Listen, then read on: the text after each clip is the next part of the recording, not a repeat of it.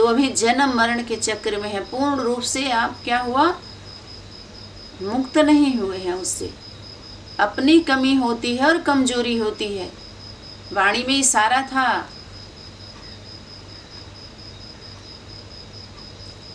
School कोई भी हो, अगर एक बच्चा भी फर्स्ट निकलता है तो समझो स्कूल में पढ़ाई हुई थी। उस स्कूल का नाम वाला होता है और बच जाते हैं इज्जत। अगर एक भी नहीं निकलता है तो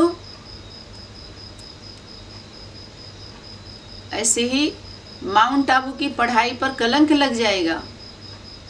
पढ़ाई माना देवदूत के मैसेज पर, संदेश पर जो भी वाणियाँ अव्यक्त रूप में चली हैं, उदाहरणा की वाणी है। धारण करने के लिए फर्स्ट सेकंड थर्ड क्लास की आत्माओं को भी बाप दादा ने प्रकाशित किया। उनका कैसा स्वरूप होता है, कैसी स्थिति होती है, कैसी धारणा होती है। अव्यक्त पालना से बच्चे समझ नहीं पाते, समाधान नहीं हो सकता है। इसलिए व्यक्त स्वरूप बाप दादा ने इशारा किया था कि घबराओ मत। बाप दादा किसी भी व्यक्त तन के द्वारा प्रत्यक्ष हो ही जाएंगे और अब भी हो रहे हैं, न कि प्रवेश हो जाएंगे या प्रवेश हो रहे हैं, प्रत्यक्ष होंगे आने वाले समय में आगे चलकर। और किसी भी व्यक्त तन के द्वारा, उन्हीं का नाम ब्रह्मा माँ और ब्रह्मा बाप है। बाकी थोड़े समय के लिए संदेशी के द्वारा जो पाठ चलता है उसे मुरली नहीं कहेंगे। अर्थात अव्यक्त वाणी दादी के तन के द्वारा जो चली वो उरली मुरली नहीं है। वो थोड़े समय के लिए संदेशी के द्वारा जो पाठ चला वो क्या है, संदेश है, मैसेज है। वो मैसेंजर के द्वारा अव्यक्त वतन में मैसेज आया हुआ है संदेशी के द्वारा। वास्तव में तुम कौन हो, शांति दूत, शांति के अवतार। तुम संदेशी हो। शांति देवा के साथ शांति देवी, शांति का संदेश, शांति स्वरूप को धारण करने वाली।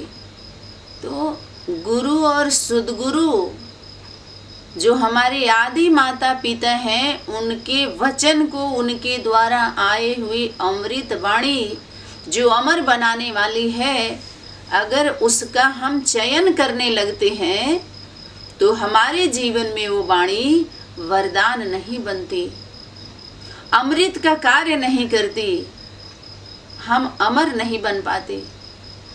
इसीलिए आधे अधूरे वाणियों को लेके अमीरी तो आती है, लेकिन वो अमीरी गरीबी की होती है, प्राप्ति नहीं होती।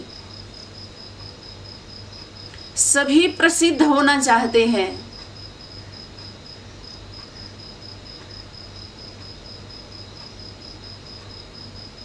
ज्यादातर परसेंटेज में पिताश्री कहते हैं कि अगर हम सभी शब्द से संबोधित करते हैं तो बहुत आत्माएं ऐसी होती हैं जो कमज़ोर पड़ जाती हैं। तो यहाँ आज का क्लास तो कुछ और पर चलना था, संडे क्लास, लेकिन ऐसे ही जनरल ही चल रहा है कि वाणी सबके लिए सभी तरह का चलता तो है, लेकिन सभी के लिए एक जैसा काम नहीं करता है। डॉक्टर के पास आप जाइए, अगर 100 पेशेंट हैं तो क्या 100 को एक जैसी बीमारी है? 100 को एक जैसी दवा देते हैं? 100 को एक जैसे परहेज बताते हैं?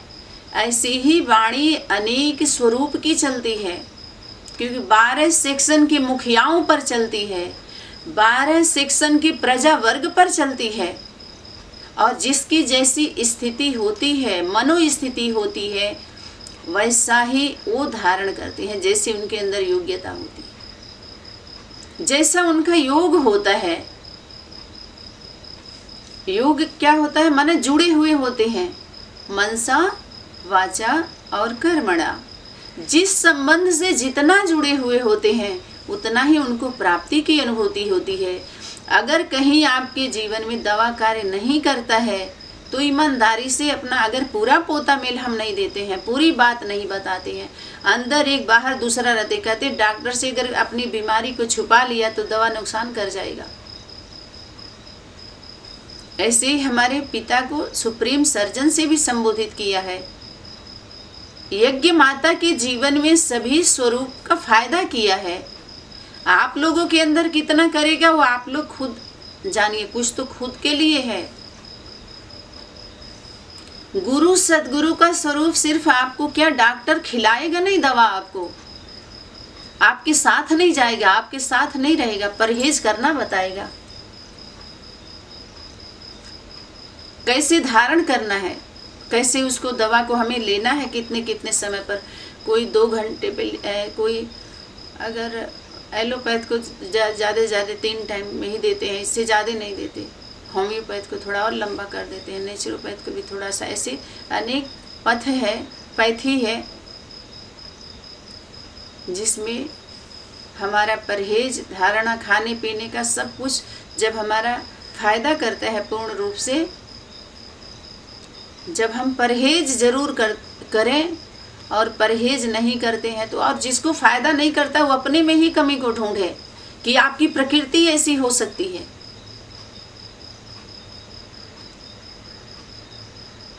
आपकी मनोस्थिति वो आपके खुद पे खुद देखा जाता है। सबको अलग अलग से परहेज बताया जाता है।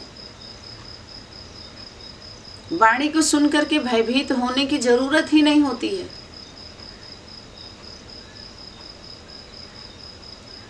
फिर भय से मुक्त कौन, किसकी वाणी से होंगे?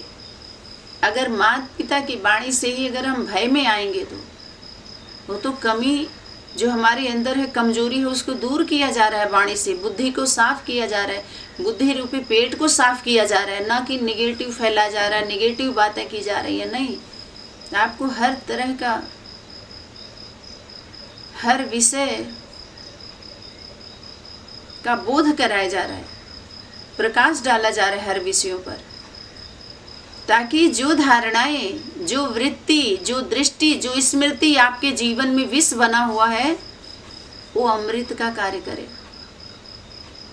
आप सिद्धि स्वरूप के साथ रहें, प्रसिद्ध ना होना चाहें। माता पिता अपने परिवार में छोटा रूप धारण करके माता पिता ही होते हैं। छोटा रूप धारण करने से अपने पुत्र पुत्री के कोई बच्चा नहीं बन जाते हो। कहते हैं कि माता पिता के बच्चे कितना भी बड़ा बन जाएं, लेकिन माता पिता के लिए वो बच्चे ही रहते हैं। ऐसा नहीं है कि बूढ़े हो जाते हैं, वो बड़े हो जाते हैं तो उनके माता पिता, माना एक समय ऐसा आता है जब माता पिता कमज़ोर हो जाते हैं और बच्चे मजबूत हो जाते हैं। वो चाहे तो उनको मार सकते हैं, बल होता है। तो क्या बल, इसीलिए माता पिता ने आपको बलवान बनाया था, इसीलिए इतना शक्ति दिए थे कि उन्हीं को आंख दिखाइए, उन्हीं से बराबर में लड़िए, उन्हीं से। क्या ऐसा हमारे सनातन में भी, लौकिक दुनिया का उदाहरण देखिए, क्या कोई भी माता पिता के बच्चे एक समय आता है मजबूत होते हैं तो क्या उनको कंट्रोल करने के लिए, उनको दबाने के लिए, उनको कमज़ोर बनाने के लिए, उनके ऊपर हाथ उठाने के लिए रहेंगे? तो बच्चा है ना, उस फ्रेम से तो दूसरा नहीं हो सकता है ना। मृत्यु होने के बाद ही वो बाल रूप धारण कर सकते हैं। वो भी संस्कार, अगर किसी का बहुत वो रहता है थोड़ा पावरफुल, तो कहते हैं अरे ये तो बाबा की आत्मा आई है, तो दादी की अम्मा है, दादी अम्मा है। ऐसे उनके शब्दों से हम उस स्वरूप को पहचानते हैं। लेकिन उस जन्म में तो वो पुत्र ही रहेंगे, पुत्र पुत्री तो पुत्र पुत्री ही रहेंगे, और कोई संबंध स्थापित नहीं कर सकते, चाहे ज्ञान कितना भी बड़ा हो जाए। भगवान भी, अगर भगवान का भी स्वरूप आएगा तो वापसी सीधे आप जहाँ जन्म लिए हुए होते हैं सीधे वहीं उनके मुक्ति के लिए भेजेगा। ये जाओ पहले अपने लौकिक संबंधों को मुक्ति दे करके आओ, जहाँ तुम जन्म ऋण है, तुम्हारे ऊपर कर्जा चढ़ा हुआ है। बाहरी दुनिया में आप सभी सुने होंगे, कोई जोगी हो जाते हैं जब लंबे समय से, तो कहते हैं अपना दूसरा स्वरूप धारण करके अपनी माँ से पहले भिक्षा लेकर जब तक नहीं आओगे तब तक तुम्हारा जोगी का ये जो तुमने रूप धारण किया है उसको सिद्धि नहीं मिलेगी।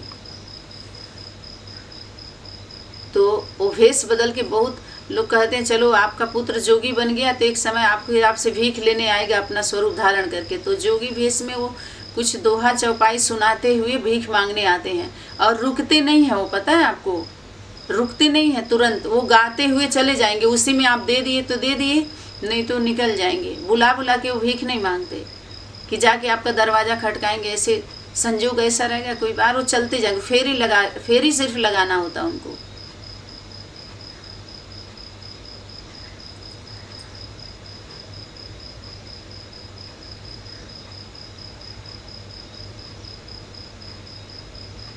जो भी वाणी आती है समाधान के लिए आती है, समाधान रहता है।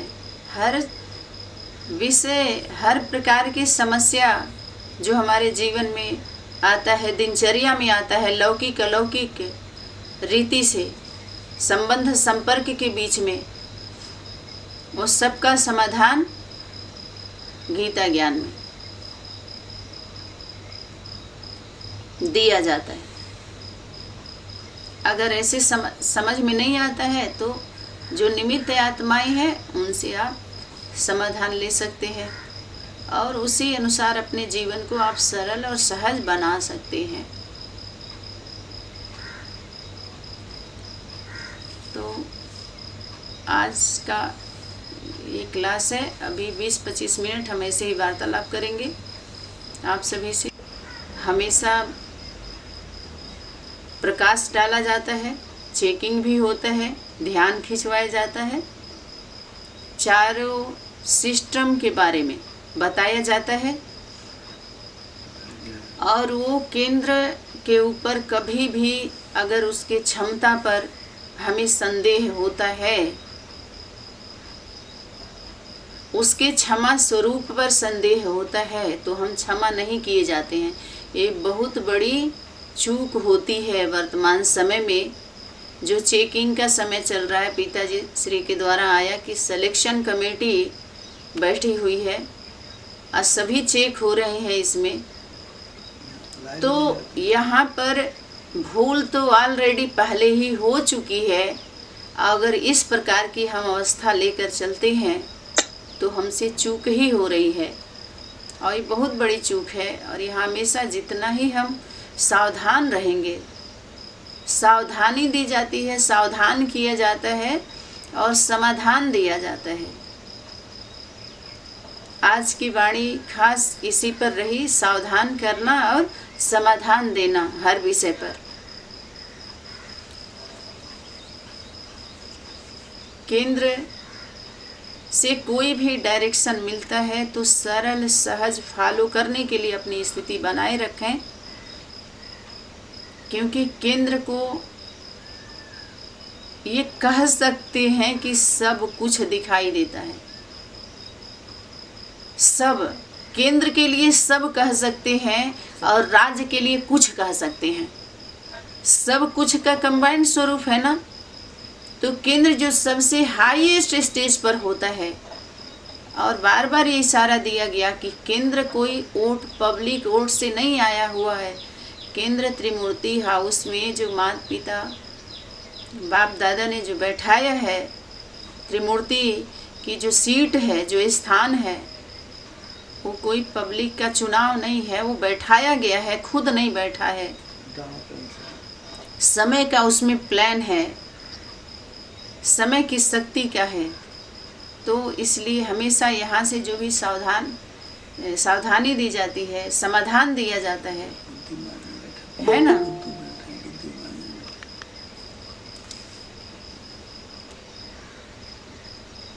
तो उसको सरल सहज और अपनी सेफ्टी के लिए, उसे अपनी ही सुरक्षा, क्योंकि उनको जो दिखाई देता है राज्य वाले को पूरा नहीं दिखाई। राज्य अपने राज्य के बारे में जान सकता है, लेकिन केंद्र सभी राज्य को दिखाई देता है, सभी राज्य का रिपोर्ट होता है उसके पास। और सब जो है सभी राज्य का दिखाई भी देता है, सुनाई भी देता है। वाणी में आया था कि दिल्ली सभी के आवाज को रिसीव करेगी और कर भी रही है। और एक बात और आप सभी को पहले भी बताया गया है कि बाप दादा की शक्ति जो निराकारी शक्ति है, बिना शरीर विदेही बिना देह के बाप दादा, जिसको हम बोलते हैं सुप्रीम पावर, वो अंतर्यामी है। लेकिन माता पिता अंतर्यामी नहीं है। साकार स्वरूप वाले हेल्प लेते हैं, और इतना भी नहीं कि सब कुछ हेल्प लेके ही जानते हैं समझते हैं, बार बार वो ऐसे हेल्प लेते रहेंगे। बताए ना, रचयिता रचना के बारे में जानता है। कोई माता पिता अपने बच्चे के बारे में जानते हैं, हमारा बच्चा कौन, 4 बच्चे हैं तो कौन चोरी के संस्कार किसके अंदर है, किसके अंदर थोड़ा भक्ति के संस्कार है, किसके अंदर टीचर के संस्कार है, किसके अंदर वकालत के संस्कार है। जानते हैं ना अपनी रचना के बारे में। क्यों जानते हैं? क्योंकि वो रचयिता हैं। इसका मतलब ये नहीं होता है कि माता पिता अपने बच्चे के अंदर घुस करके जानते हैं।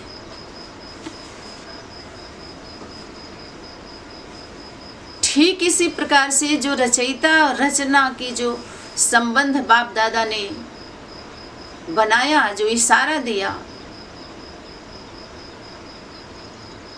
वो इसी प्रकार का है। और बाप दादा के द्वारा बैठाई हुई जो हमारे माता पिता का स्वरूप है, उसके साथ धोखा माने बाप दादा के साथ धोखा, या जो भी हम जिस प्रकार से भी व्यवहार करते हैं, फिर हमारी स्थिति कैसी होगी? फिर हम तो देशद्रोही हो गए ना। फिर हमारी व्यवस्था कैसे होगी ऐसे लोगों की? खुद ही जरा सोच लीजिए। इस प्रकार से केंद्र के साथ वो करने से तो इस पर ज़्यादा क्या ही बोला जाए। ज़्यादा कुछ बोलना ठीक नहीं रहता है, फिर भी बोल ही दिया जाता है खींच खाच के, जैसे भी होता है।